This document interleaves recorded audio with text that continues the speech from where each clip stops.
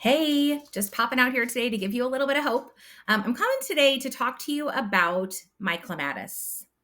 I have this beautiful clematis that grows every year. And my sister-in-law gave it to me years ago. And I really enjoy looking at the clematis. In fact, it makes me feel pretty successful because for those of you that know me, I do enjoy the outdoors now, but that took a lot of work. And gardening or growing things is not really my thing.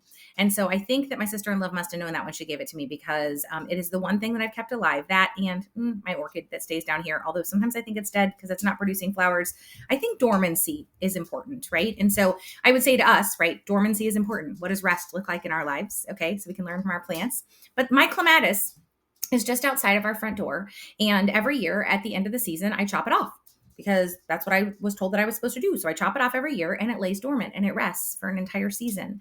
And when it starts to grow again, when the weather warms up, I have learned that if I do not get the trellis, right, this support system, this framework for the clematis out there, it will grow everywhere and it will get all over the place and it will just like be falling all over itself and it won't take the beautiful shape that it can take and it probably wouldn't grow very well. And so I have this gorgeous trellis that my mom gave me and I put it out every year and it's kind of like this little teepee and it goes around it and I stick it in the ground. And if I do it too late, frankly, it's like kind of difficult. And so I've just started doing it earlier and earlier. I'm like, oh, we'll put the trellis out there. If you follow me on social, you probably saw that I even had to cover the trellis because there was some cold temps that came in. And so I was trying to protect my clematis. I know a little bit, enough to be dangerous, I think, right? We can't know everything about everything. So anyway, I have my clematis and last year I got that out there and I didn't really pay too much attention to it. And I noticed that the clematis was growing like way over to one side. It all just started kind of heading over to the one side of the trellis.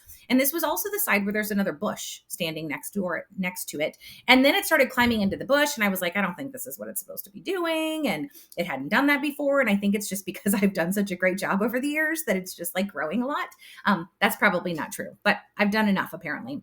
So this year, when I put the trellis out, I was like, no, I'm going to pay attention to it. And so each day, as I take my little gunny out, I will look and I will see where's all the new growth, right? All these buds. It's looking so beautiful. There's even a flower that bloomed on it. There's going to be a picture so you can see that too.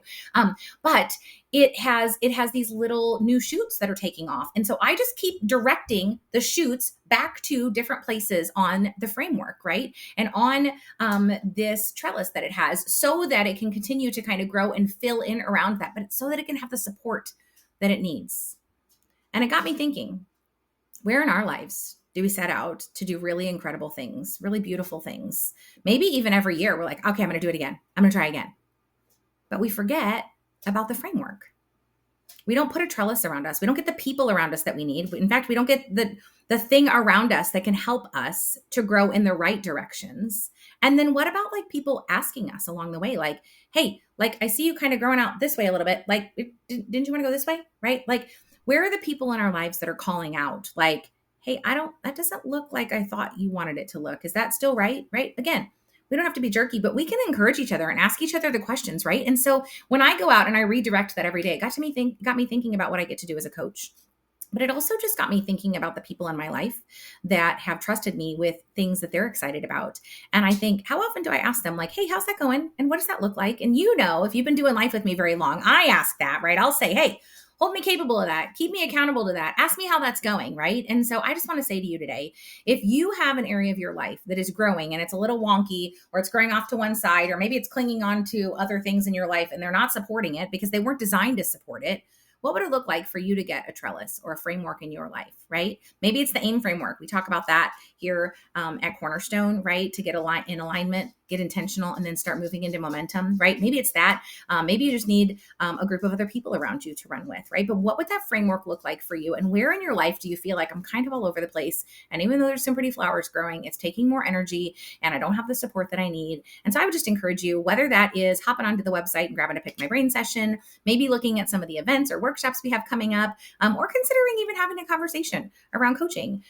Whether you decide to coach or not, I think you'll get some really valuable insight from the time that you spent.